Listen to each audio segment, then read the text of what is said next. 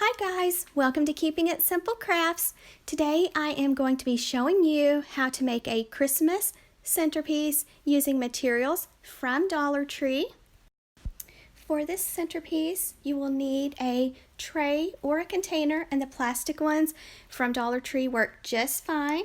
You will need a car wash cloth, some shatterproof ornaments, some Christmas floral picks, some ribbon with wire, some wire cutters, and some vase filler to get started. Now, if you don't want to make yours, I made mine temporary because I like to reuse my materials.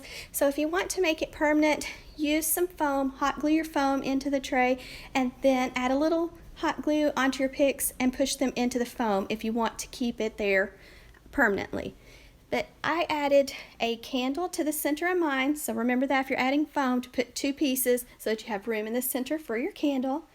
Next, I'm adding 4 willow picks. So what I do on the left side, I try to do on the right side. And yes, I know I forgot to remove my tags, but I did go back and remove them later. So 2 willow picks on the left, 2 willow picks on the right, and I'm just working around the candle. Now you will want to use an LED battery-powered candle that has a timer. That way you're not having to pick it up all the time.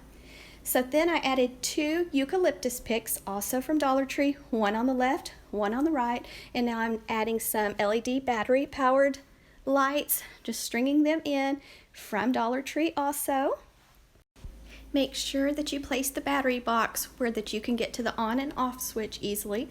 Next, I'm adding some cedar picks. They come in a package of 5, so I added a couple now, and then later on, don't use them all, save some because you'll want to cut them into smaller pieces to use them to fill in. So here I'm just taking some shatterproof Christmas ornaments and just placing them around, and you'll also need some vase filler to fill in the void spaces. If you're planning on using this for many years, I recommend hot gluing everything in place. Now I'm just going to use mine probably for this season and take it apart. Next, I just took some Dollar Tree white poinsettia picks, pulled the flowers off, and I am just placing them wherever I think it needs a flower. And then now I'm going with the vase filler from Dollar Tree and just filling any empty spots. So I did use 1 full package of vase filler, and then I added a bow, but that's optional, you don't have to. And this is how it looks, and everything is from Dollar Tree except for my candle and my little tray. I hope you enjoyed this DIY. If you like it, please give it a thumbs up and share.